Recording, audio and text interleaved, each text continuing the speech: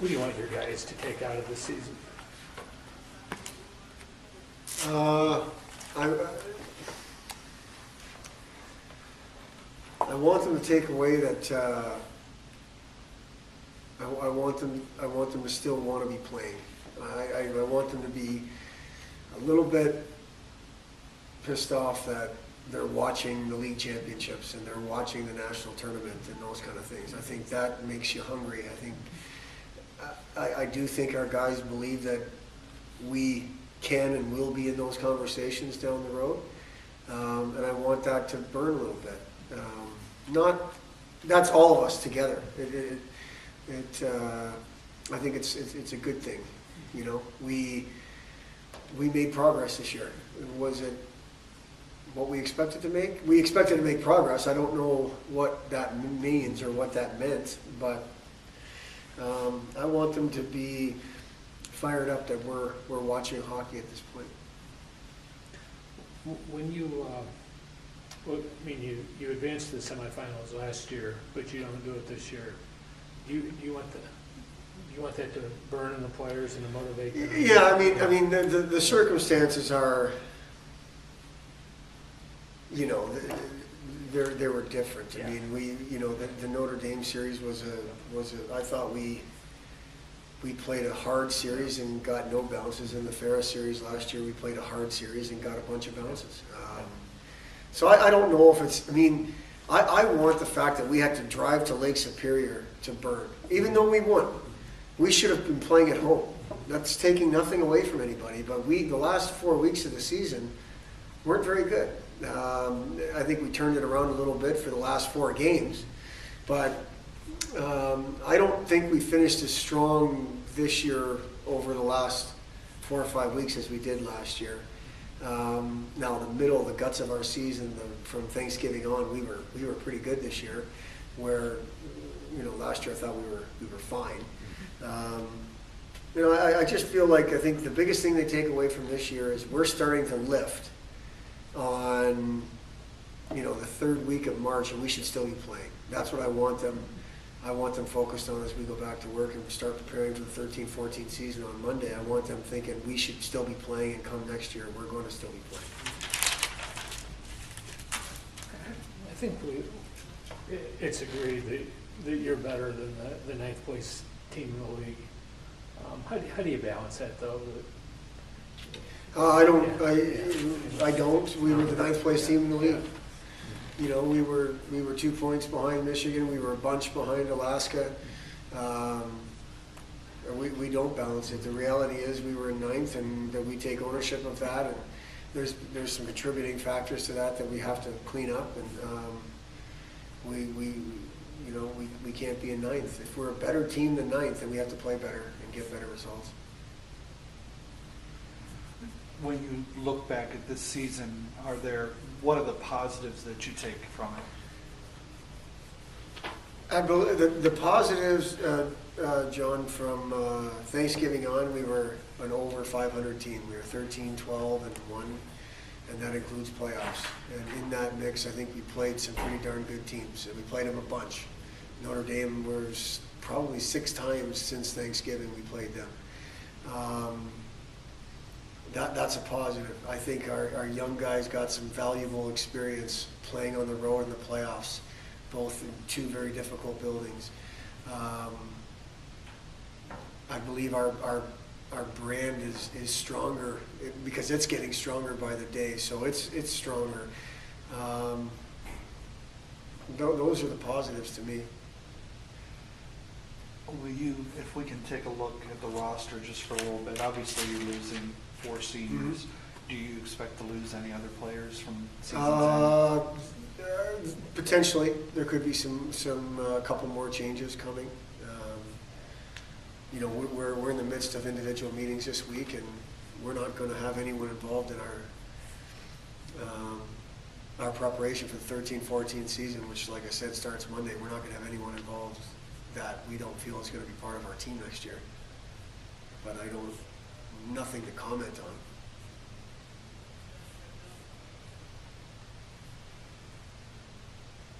on. Will you talk a little bit, and I think you've already addressed this to a degree, will you talk a little bit about what you are losing from that senior class that you know is gone? Well, we're obviously losing a second-team All-League player in Bobby Shea, who's had a great senior year, and we're losing a goaltender that's basically had the net for the last 3 years, and a good part. Well, I guess he didn't. I wasn't here the year before, so. And then Mark and Ryan are two guys that have contributed and played more hockey than they have over the past 3 years. So we're losing a presence, probably arguably the biggest presence to this point that we've lost. When you take the 3 senior classes in a row, and that's not taking anything away from anybody. Yet we feel like we're returning a bunch too. We had Freeberg for the last 8 games of the year. We'll have him for a full season. We think we've got some really nice pieces, additions coming on the back end. Up front, we've got a group of 9 forwards, a group of 10 forwards that were in the top 9 all year long, returning. I think the only position we'll be unproven at next year is in goal, and that's arguable because Tommy Burke has proven that he can play. If Scholl struggles, and Scott Zacharias has played some hockey over the past couple of years. So I like where we're going next year. Do we like losing the 4 seniors? No, but that's part of the deal at this level. And I think what we're losing, not necessarily replaceable, but I think we've got some nice options coming, if not already here. And I take it that you're talking about your situation at goal there, because you've got bodies to replace your defensemen. You have a bunch of forwards coming back. Yeah, exactly. I mean, Thomas Scholl is somebody that we've recruited to replace Hammond, and Tommy Burke got put into more action this year than we all thought he would. Which, in the big picture, in the program's picture, that's good news. And I think Tommy proved that he's like any freshman. He was up and down, but the up showed that he can win games at this level and maybe steal games. I think our goaltending, the focus is going to be we can't have our goalies lose us games next year, and there's no reason to believe that's what's going to happen. I think our goaltending will be strong. It'll just be the one position where we don't have guys that have really proven it over a length of time. Will you talk a little bit about your defensive group? I mean, you're losing 2 guys, and especially in Shea. Yeah. What do you need from the guys you have coming back? Well, we need more consistent play. From those, in particular, those 3 sophomores. When you look at Kucera, Perrier, and Sullivan, I think Sullivan took a step this year. I think Kucera took a step. I think Marcus and we've talked to Marcus already today, so I think his year was wasn't what he was hoping it would be in terms of the overall body of work. I think he finished strong. Those 3 guys should be guys we can build this around. And then you add Freebergs to that mix, and you've got Hafner, who played some pretty good hockey. You've got Jake Sloan, who played no hockey.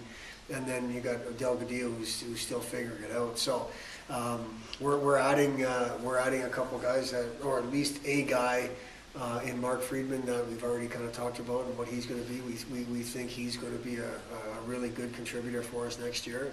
I think the decor has been really unproven for us since we've been here, and next year has the best possibility to be pretty darn good.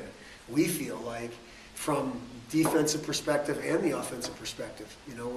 We're adding a few more options offensively, and defensively we've got guys that have played a bunch of hockey over 2 years. So I like the prospects of our D being a pretty good unit back there anyway. Is Sloan a possibility, a red shirt thing?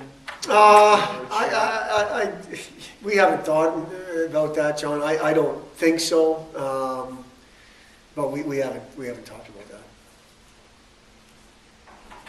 Offensively, you mentioned you have numbers both ways. You have a lot of bodies, and you have guys who proved they could do it this year. I mean, does the onus kind of go to that group to next step, or Yeah. to lead, or to? Well, I think so. I mean, our two leaders are in that group, and Mutal and Karp, and I think next year our group of forwards has a chance to be pretty good. If you shut down one, well, you're going to have to answer to 2 or 3 or 4 more. Rodriguez is the one guy we lose, and we bring back a bunch. We're probably going to replace him with 2. At least that's the idea right now. So I like the fact that our forwards are mostly returning, and these are guys that I don't know where we were in the regular season in terms of the offense. I know we were kind of middle of the pack defensively. I think we were middle of the pack offensively, and that's with a poor power play. I know our power play is going to be better. It's been better since Rolfs has been in the lineup, and that's just one person.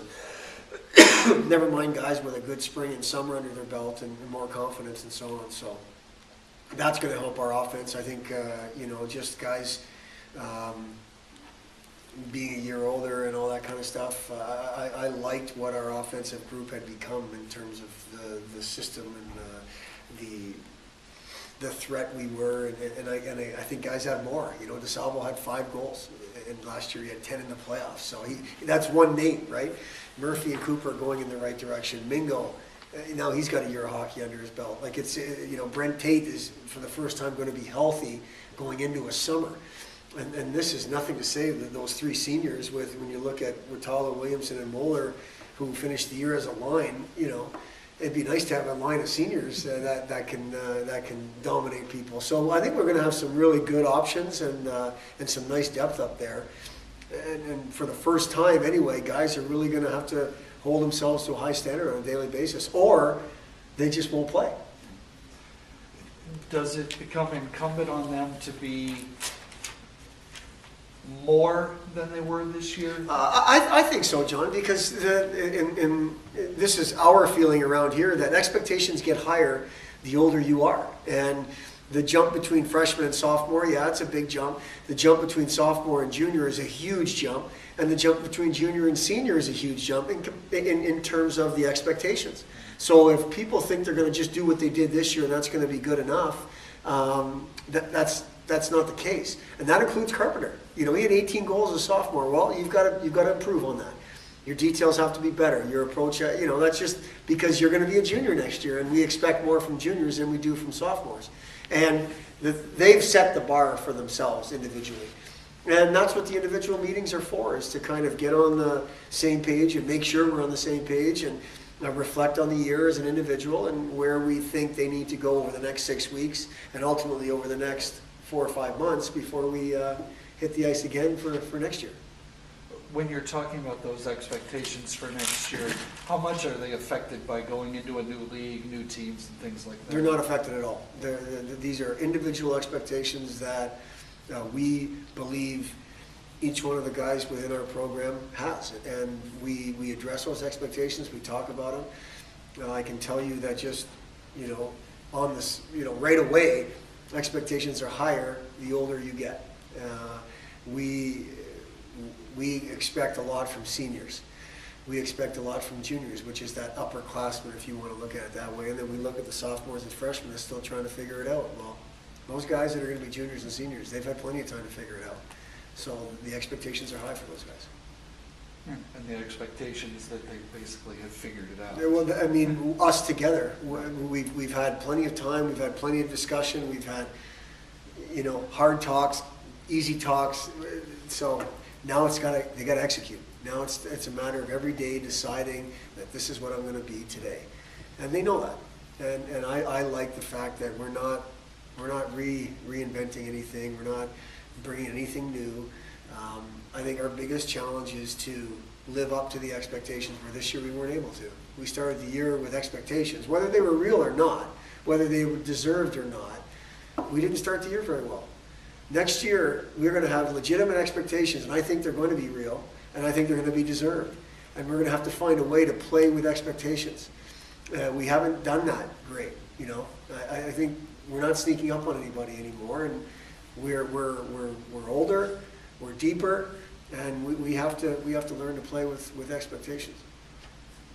And I hear what you're saying. I mean, it's whether they're real or not, whether they're deserved or not, the expectations are what they are. I mean, is that fair though? I mean, To me it is. To me it is. I think it's fair. And they're there. So whether they're just internal and nobody else expects much from us, I don't know. But we expect a lot from ourselves, and we expect progress. And if we can make progress next year on what we're doing this year, or what we did this year, we should be a team in the discussion. I mean, we doubled our league wins, which I like. The fact that we got one more win overall, I think this year our non-conference schedule was harder. But that's not an excuse. One more win overall than last year, I don't think that's enough. But that's what we had. We're at the 15 win mark. That 20 win mark in hockey is a good number to shoot for. There's no reason that isn't in the discussion for next year. And that includes, games against Union and Ohio State and Colgate and probably Boston College at Christmas time. So I know that's a mouthful, but I want the expectations to be high around here. I want guys to demand greatness and not settle for okay or good. And I think that's where we are. We're right in that area of this transition. And I know the next step is a big one, and it's a hard one. But I think we've got the guys in place, and we've got the culture in place, and now we just have to execute it.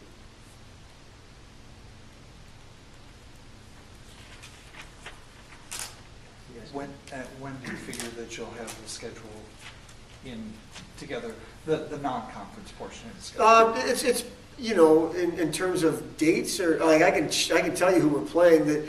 The dates are working themselves out. We pretty much are good. Now that the WCHA schedule is pretty much in pen and not in pencil anymore. We're gonna finish off the back half of the home and home with Union and Colgate. So we'll have Union on the road and we'll have Colgate here. That'll probably be in October.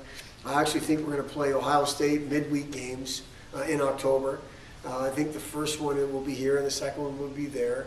And then we've got the Christmas tournament, which is in Pittsburgh, and we know the teams that are there. The matchups haven't been talked about, or at least haven't been shared with me. If they have, Robert Morris, Penn State, and Boston College, and ourselves. So we'll play two of those teams.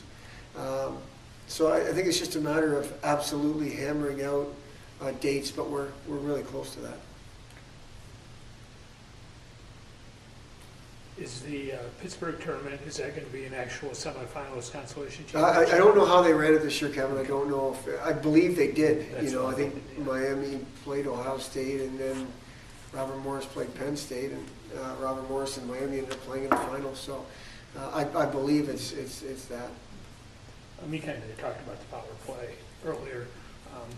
You feel good about that with Freeburg's, what you saw the last 4 weeks? I do. And again, I know, Murphy, Cooper, Mingo, DeSalvo, Williamson found a stride there. I mean, he's got to be more consistent on the power play. Carpenter obviously did a pretty good job. I think next year's power play has a chance to be as deep as it's been, meaning you have to be doing things on the power play to stay on the power play, and ultimately as more effective than. So I think talking 15% range is realistic finally. We cannot be at 11th in special teams and expect to be the team we want to be. I mean, we had players, plenty of plus players on our team, plenty of plus players. And we were 9th overall and finished in 11th in special teams. And it cost us hockey games. I can't tell you how many, and I wish I knew why. The penalty kill was the exact same group from last year, and we took steps backwards. And the power play, I can understand why, because it was young, and we've got more guys that are power play guys. There are two areas of concern. There are two areas of much need of improvement. And I think as they improve, you will see, these games that are kind of where we play really hard and lose because the special teams battle. We're going to find ourselves on the positive side of those games because of the special team. When you look at the goaltending next year, do you see that as two number one goalies next year? I do, going into the year, yeah. It's not, I don't think it's fair to think that one person has to carry the mail. We don't have a guy like Hammond who's just proven and older and all that kind of stuff. So I see it as a by committee situation. Where does Friedman fit in next year? I mean, you could have 3 very good junior defensemen. Yeah, I think Friedman fits in just like any other scholarship defenseman would fit in. We expect him to contribute. You know, he's a guy that's played on the power play before. He's played in the penalty kill. He's a very durable guy. He's played every game to this point in the USHL. So, you know, if you're looking at him to replace a person, I think Bobby Shea's fair. You know, just because of now, will he be what Bobby was as a senior? No. But you lose Bobby and you add Friedman, and you know you kind of continue to not miss a beat, and that's the expectation. Mark's a young guy. You know, he's going to be 17 years old until Christmas, and he'll turn 18 then. And that, to us, that's young. I mean, that may not be young in terms of football and basketball, but for hockey, you know, usually a kid has a year or 2 years post grad. He's a true freshman and a young freshman at that. So. His biggest challenges are going to be the maturity of his game, the maturity of just dealing with college. But the expectations are really high for him. Are you looking at him as a top 40 next year? I don't think we need to look at him in those terms just yet. You know, I think we're going to be a deeper. I don't think there's going to be a drop off between 5 and 6 and 3 and 4 and 1 and 2. So I do think it's going to be a group of 6. To have 3 juniors as your kind of pillars, that's a great place. We haven't had that, and we'll just think of it that way. We can spread those juniors out through pairings 1, 2, and 3. I think we go in here in good shape.